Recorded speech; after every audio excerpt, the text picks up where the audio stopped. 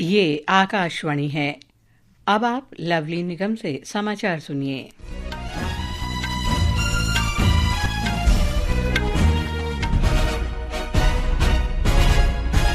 प्रधानमंत्री नरेंद्र मोदी ने कहा है कि पाकिस्तान का एकमात्र उद्देश्य भारत को नुकसान पहुंचाना है, लेकिन भारत का उद्देश्य गरीबी उन्मूलन करना और अपनी अर्थव्यवस्था को विकसित करना है। श्री मोदी ने गुजरात के दाहोद में एक जनसभा को संबोधित करते हुए ये बात कही। आज हम 140 करोड़ भारतीय मिलकर अपने देश को विकसित भारत बनाने के लिए जी जान से जुटे हैं। देश की तरक्की के लिए जो कुछ भी चाहिए वो हम भारत में ही बनाएं, ये आज के समय की मांग है।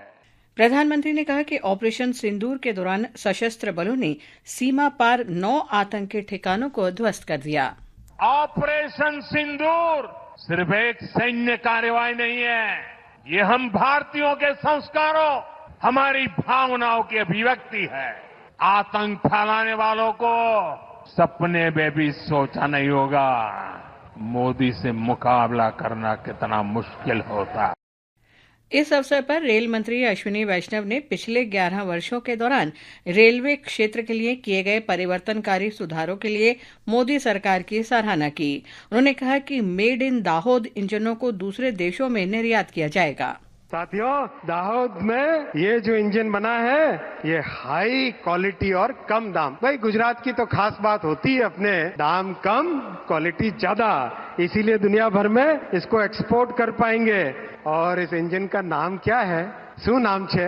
D9 मने दाहोद 9000।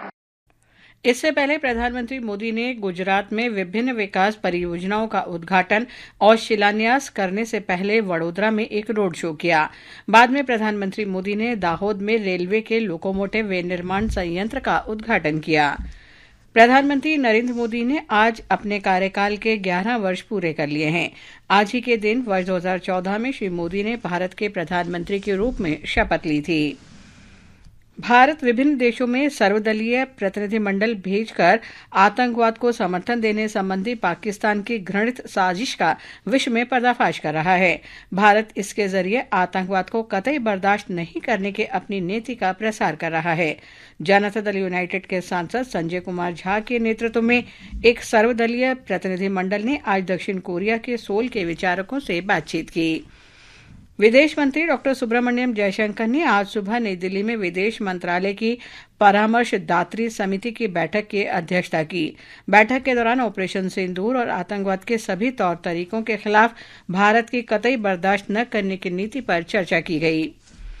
केंद्रीय शिक्षा मंत्री धर्मेंद्र प्रधान ने कहा है कि इस शैक्षणिक वर्ष में लगभग 15 विदेशी विश्वविद्यालय भारत में अपने कैंपस स्थापित करने के लिए आएंगे। श्री प्रधान ने आज नई दिल्ली में ब्रिटेन के लिवरपूल विश्वविद्यालय को आशय पत्र सौंपने के लिए आयोजित समारोह को संबोधित करते हुए ये बात कही।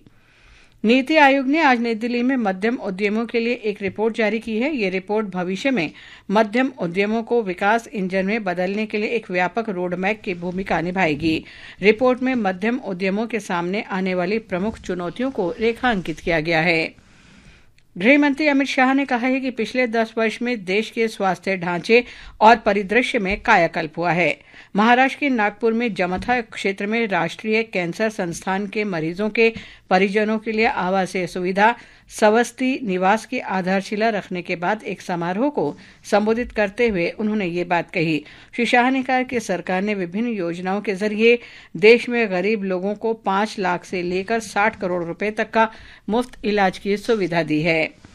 मौसम विभाग ने महाराष्ट्र के विभिन्न हिस्सों के लिए ऑरेंज और येलो अलर्ट जारी किया है।